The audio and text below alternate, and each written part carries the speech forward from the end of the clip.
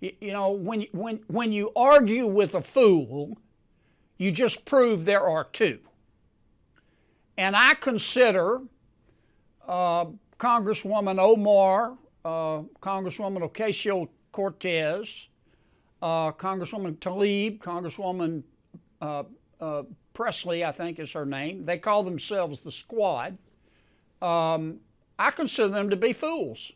What you're about to hear isn't just politics. It's a line in the sand. A United States senator calling out a group in Congress he believes fundamentally rejects the nation they serve. And then a fight erupts on the House floor that exposes exactly what's at stake: the soul, direction, and identity of America. If you care about patriotism, accountability, and the idea that this country is worth defending, then stick around, because this one matters. There are a lot more important issues in front of the United States Congress and the American people than who tweets what to whom. So let me say it one more time. I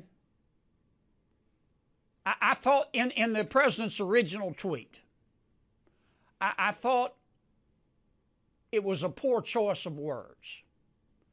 I think I know what the president meant, and he clarified later and said, look, if you're not happy in America, leave. Just leave. And I agree with that. But his original articulation of that concept, in my opinion, fell short of the mark. Number two, frankly, I don't know why the president felt the need to tweet on this subject at all. You know, when you argue with a fool, you just prove there are two. And I consider Congresswoman Omar, Congresswoman Ocasio-Cortez, Congresswoman Tlaib, Congresswoman Presley, I think is her name. They call themselves the Squad. I consider them to be fools. They hate America. They think America was wicked in its origins, and it's even more wicked today. They ought to be thanking America instead of calling America evil and wicked and racist. But this is America, and they have the right to their opinion.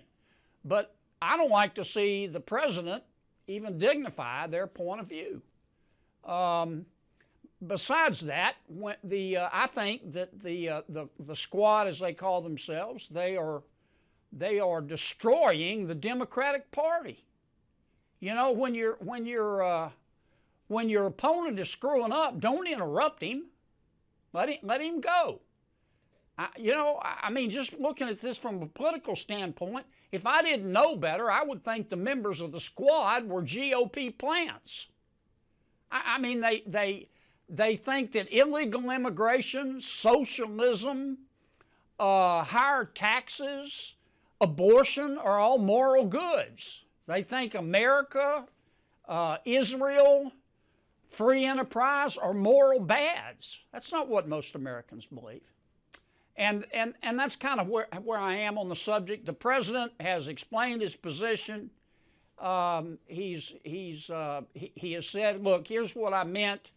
If you're not happy living in America, leave. It's a free country, and I agree with that assessment. If I am not on this committee for one term, my voice will get louder and stronger, and my leadership will be celebrated around the world as it has been.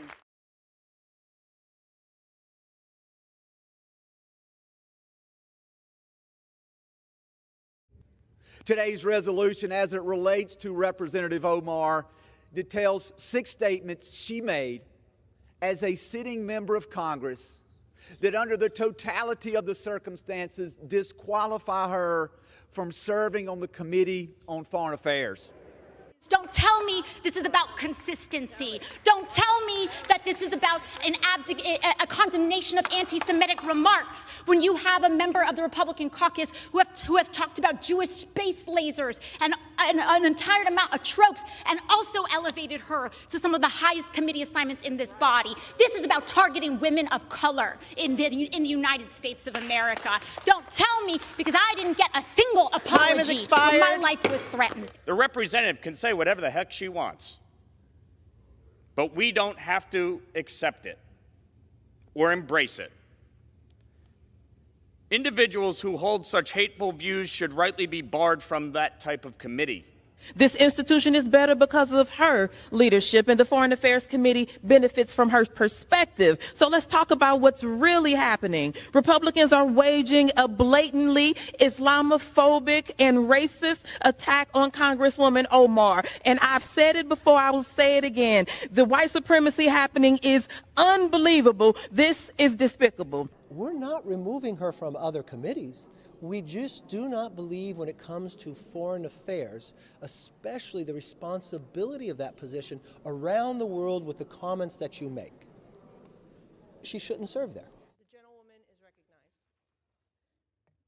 On which the ayes and And if you're tired of the noise and ready for straight talk rooted in American values, make sure you like this video, hit subscribe, and turn on notifications so you never miss a breakdown like this. Let's get into it. We just watched Senator John Kennedy lay down a simple truth. When you argue with a fool, you don't elevate yourself, you join them. And he wasn't shy about who he meant. He called out the infamous squad, with Ilhan Omar front and center, accusing them of hating this country and using their positions not to lift America up, but to tear it down. Now here's where the rubber hits the road. This wasn't some random TV segment or partisan jab. This was connected directly to Ilhan Omar being removed from the House Foreign Affairs Committee. And while her defenders screamed racism, sexism, Islamophobia, all the usual shields, the truth is much cleaner. You don't put someone who repeatedly speaks against America's allies and interests in a position to represent us on the world stage. That's not punishment. That's common sense. Omar has a history. We all know it. The comments about Israel, the remarks loaded with anti-Semitic tropes, the backhanded apologies, the refusal to take responsibility. Each time the pattern gets clearer, it isn't a slip of the tongue, it's a worldview that paints America as wicked from birth, a worldview that sees the nation that rescued her family and offered her opportunity as nothing more than a system of oppression. And if we're being honest, a worldview that spits on the generosity of the country that gave her everything. Here's the thing most media won't say. Gratitude matters. Believing in the moral foundation of the United States matters. You don't have to think America is perfect. Nobody does. But you do need to believe in the idea of America. You need to recognize its greatness, even in its flaws.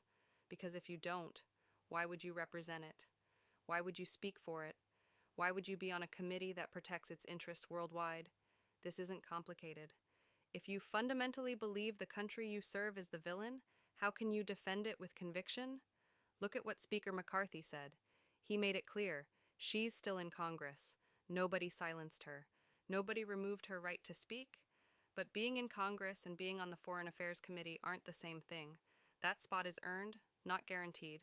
It's a role of trust. And when you break that trust repeatedly, you lose the privilege to sit there. That's accountability. Something Washington needs a lot more of. And yet, listen to the reaction. Tears, outrage, identity politics turned up to 11.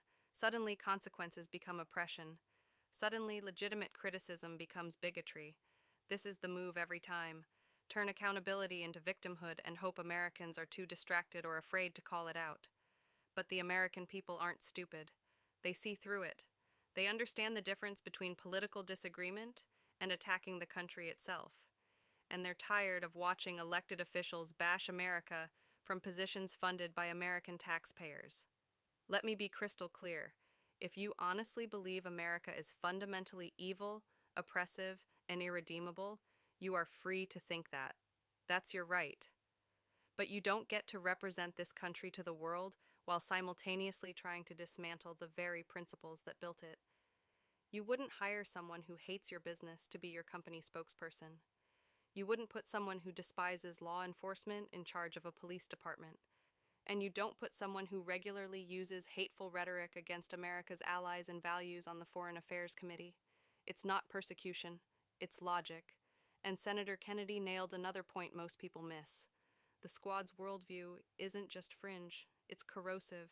It pushes socialism, open borders, sweeping government control, hostility toward Israel, disdain for capitalism, disdain for American success, and a constant narrative that this nation is rotten to the core.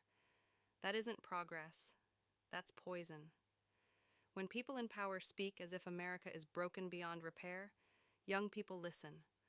Foreign adversaries listen. And what message does that send? That the American experiment isn't worth defending?